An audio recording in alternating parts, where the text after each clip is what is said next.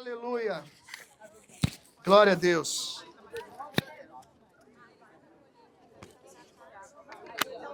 Primeira Coríntios. Abre a sua Bíblia comigo. 1 Coríntios, capítulo 3, verso 10. Quem quiser sentar, fica à vontade. Mas é muito importante que você me dê e dê ao Senhor silêncio agora. Nós estamos no templo, amém? Em culto. Vamos ter temor e respeito à presença, à palavra. Sei que a gente está aparentemente numa praça, mas aqui é o nosso templo agora. Então vamos ter temor à palavra. Respeito à presença. Vou repetir de novo a referência. 1 Coríntios, capítulo 3, verso 10. O apóstolo Paulo diz: segundo a graça de Deus que me foi dada, lancei o fundamento como sábio construtor. Diga comigo, sábio construtor. Sábio construtor. E outro sobre ele. Porém, cada um veja como edifica.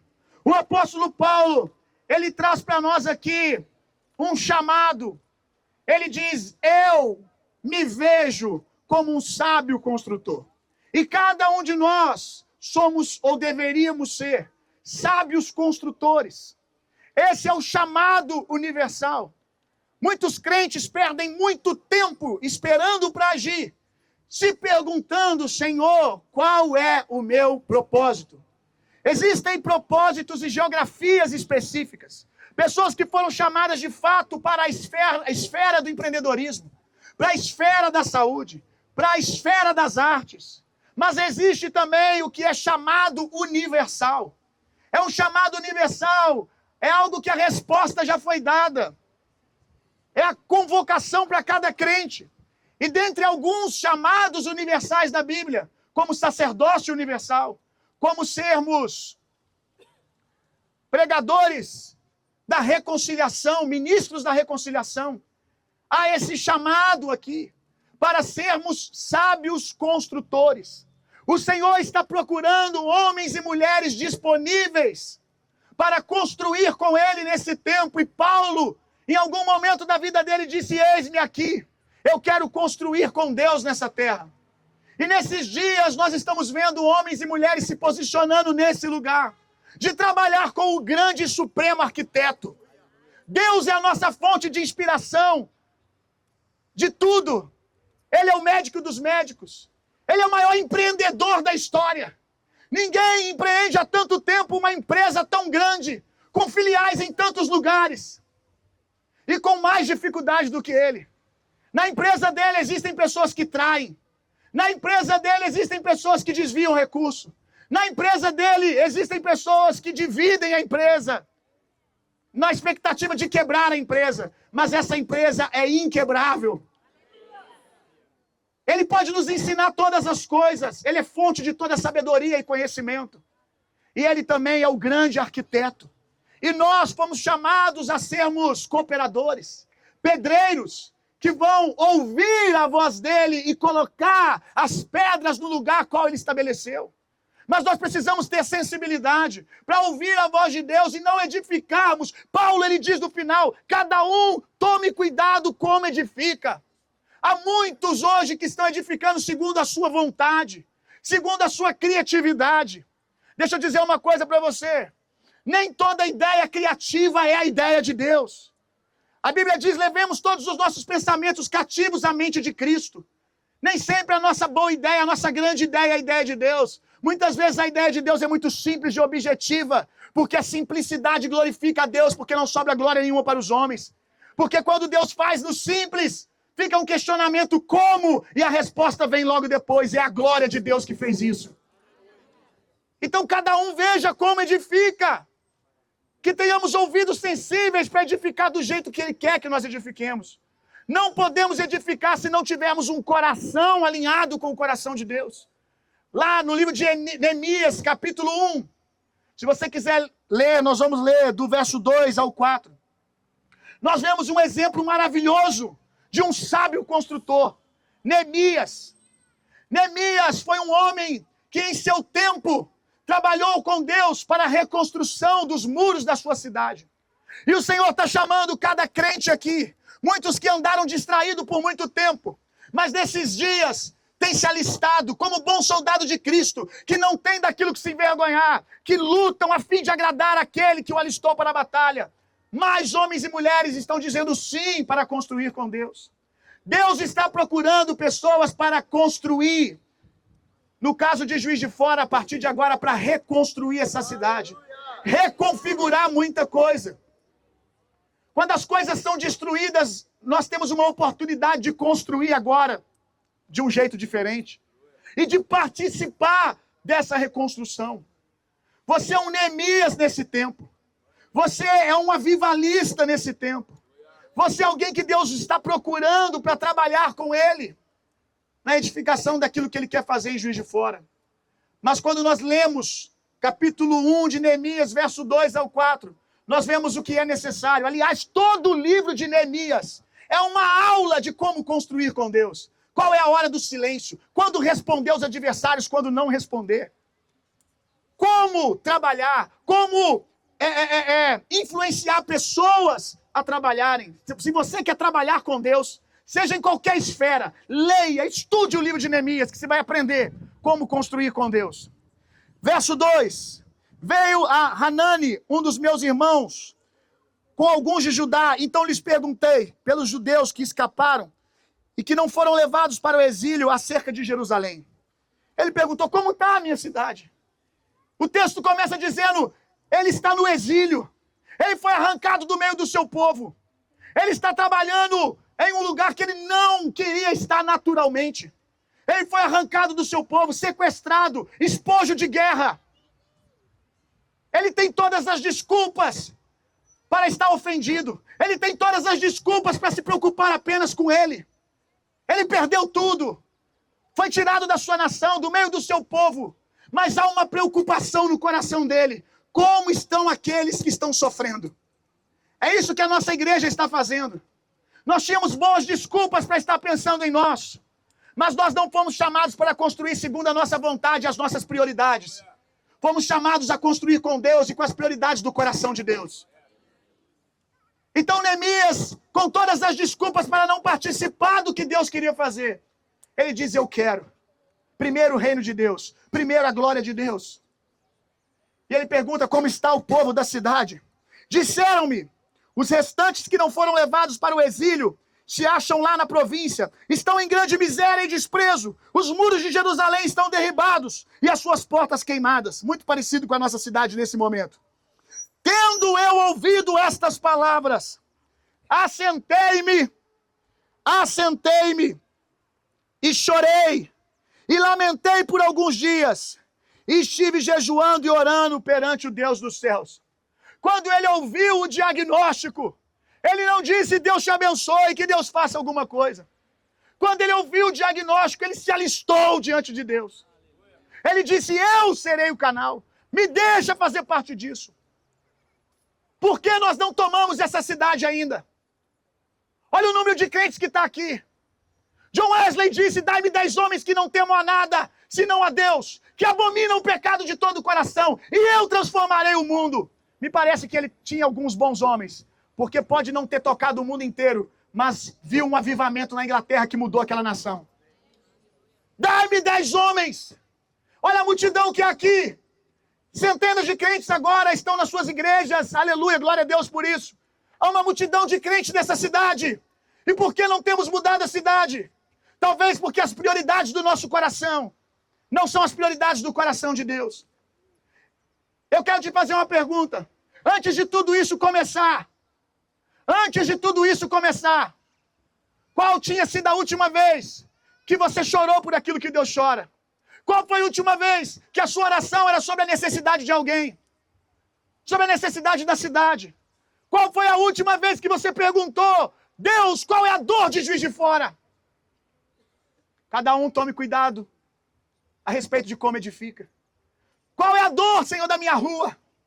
Nós, como igreja, temos um problema. Nós queremos servir a cidade, mas servir do nosso jeito. Nós queremos dar o que nós queremos, mas isso não é amor.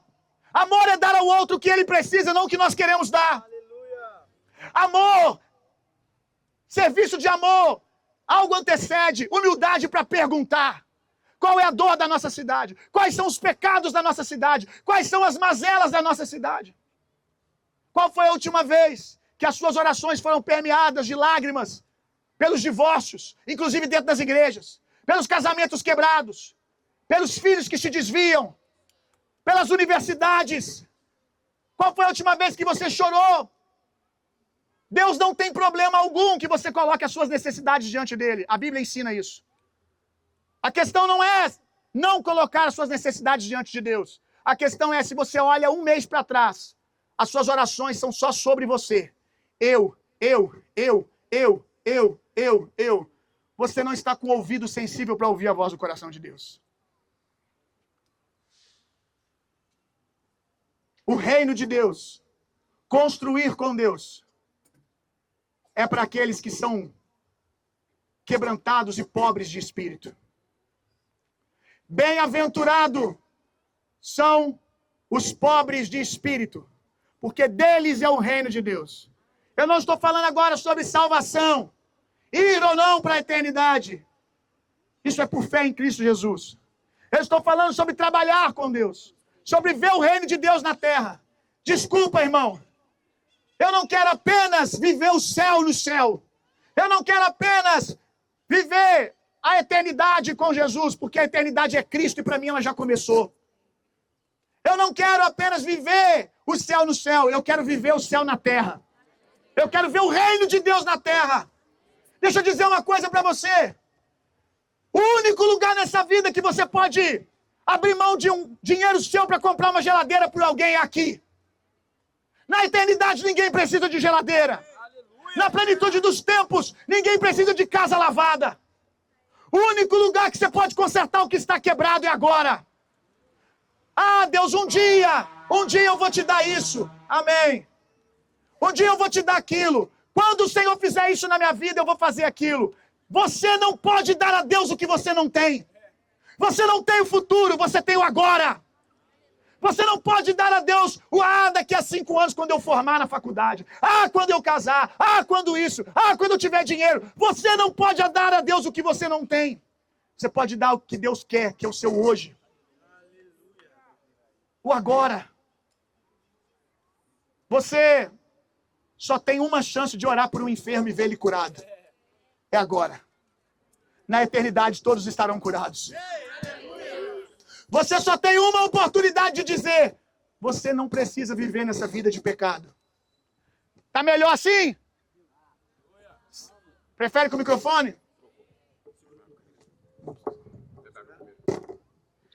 Você não pode curar enfermo amanhã, na eternidade.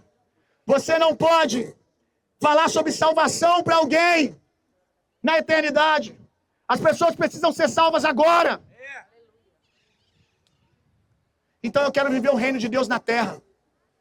Eu quero viver o reino de Deus agora. E para isso, você tem que ser pobre de espírito. Sabe o que é alguém pobre de espírito? Não é alguém que tem pouco dinheiro. Porque eu conheço gente que não tem dinheiro algum e não são pobres de espírito. E conheço gente que tem muito recurso e são pobres de espírito. Pobreza de espírito. Som. Pobreza de espírito. Não, eu quero no gogó mesmo. Pobreza de espírito. Pobreza de espírito é um coração que tem fome de Deus. Pobreza de espírito é um coração que depende de Deus.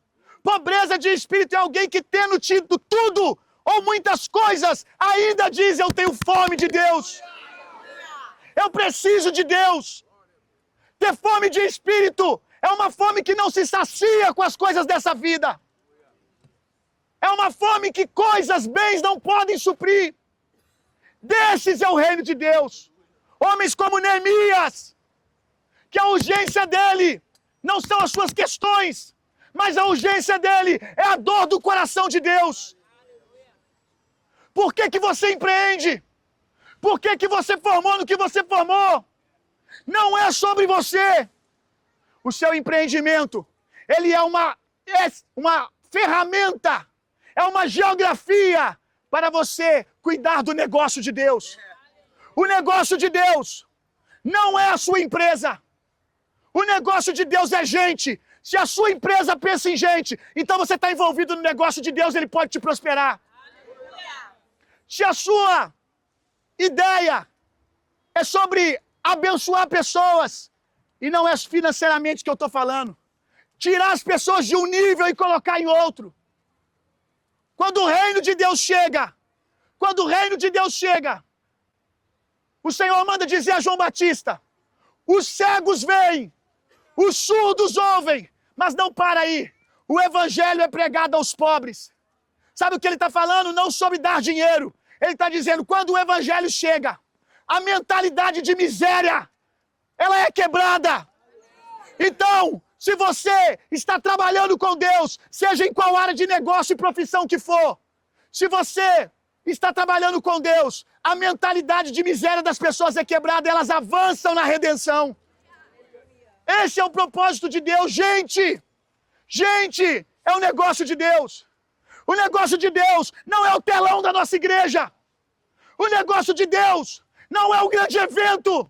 Tudo isso ele pode usar. Mas o negócio de Deus é transformação de pessoas.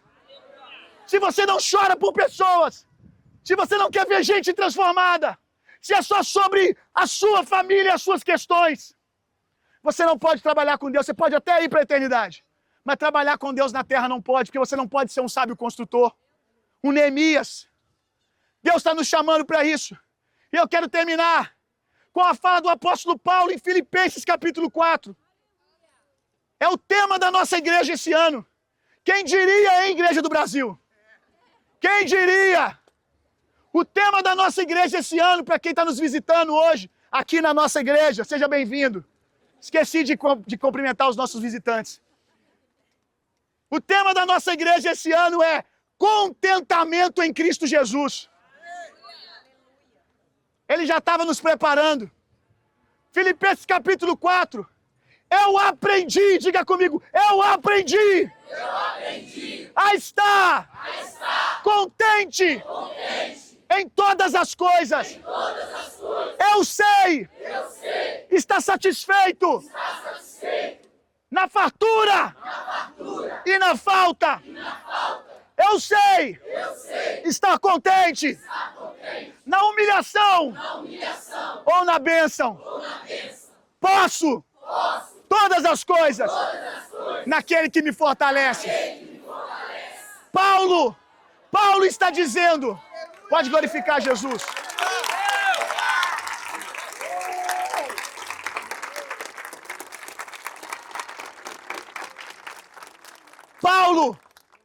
Paulo mais uma vez está dizendo, como eu construí?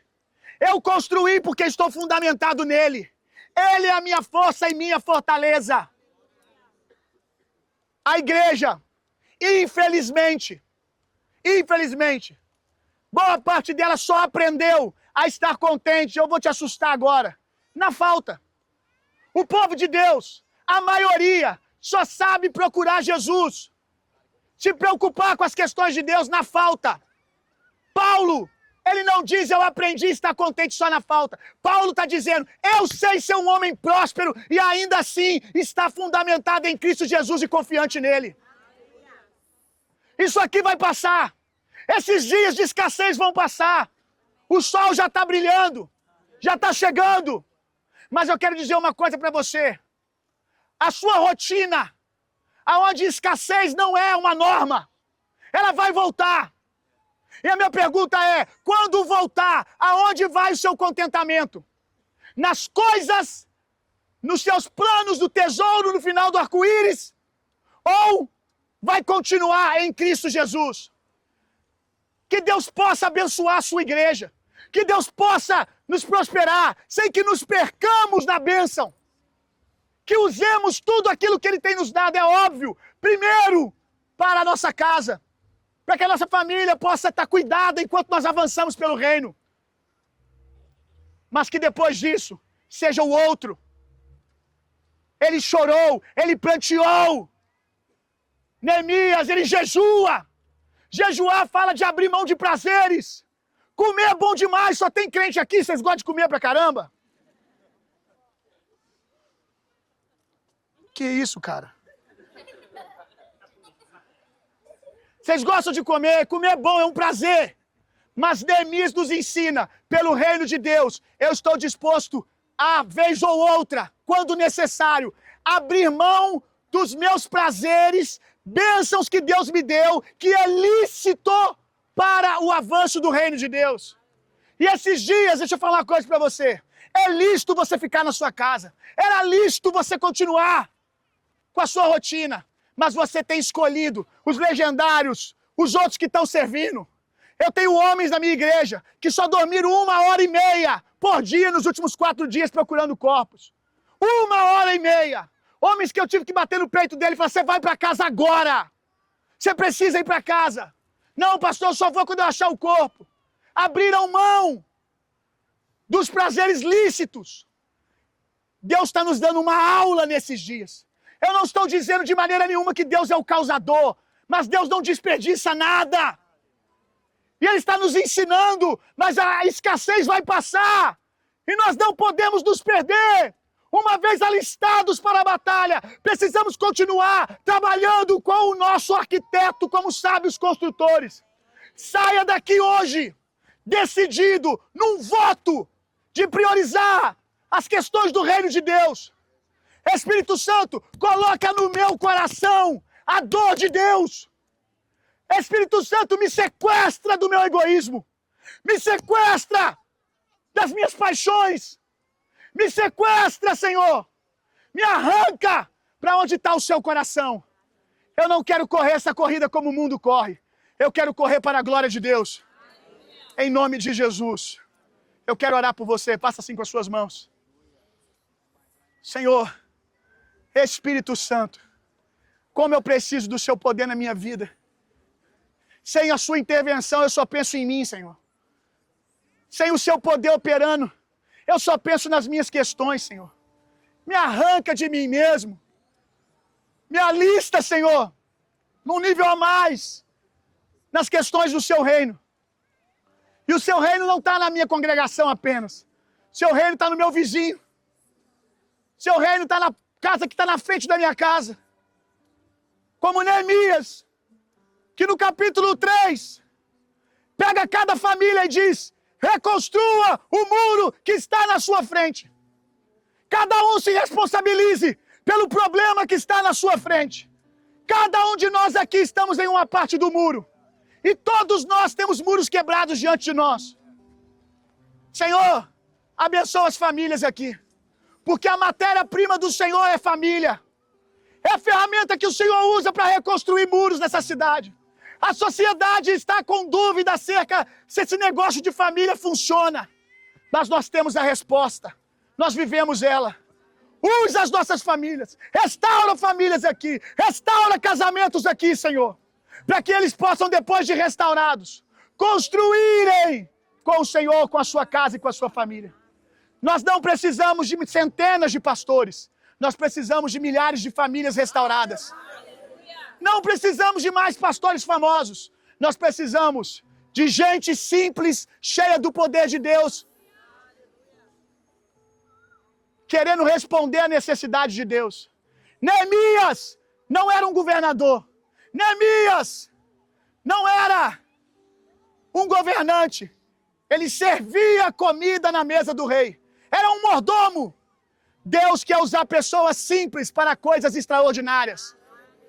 Deus quer usar gente comum para fazer o incomum, porque isso glorifica o nome dele. Usa-nos, Senhor. Usa-nos para a sua glória. Usa-nos para o seu louvor. Eis-nos aqui, Jesus. Eis-nos aqui, precisamos do seu poder. Restaura homens aqui. Homens que têm desistido da sua família. Homens que estão presos na reclamação e na murmuração. Famílias que vinham com uma cultura de reclamar, reclamar, reclamar. Nós quebramos isso agora. Leva-nos a um lugar de contentamento. Abre os olhos do nosso coração para ver os tesouros que o Senhor já nos deu. Senhor, nós queremos viver uma vida mais elevada, aonde o nosso contentamento e alegria estão ancorados em Cristo e nas coisas maiores. Nossa família, pessoas. Coloca o nosso coração nesse lugar. livra-nos da ingratidão, livra-nos do descontentamento, livra-nos da reclamação, abre os olhos do nosso coração para ver a beleza das suas bênçãos que já chegaram para nós. Em o nome poderoso de Jesus. Amém e amém. Glória a Deus.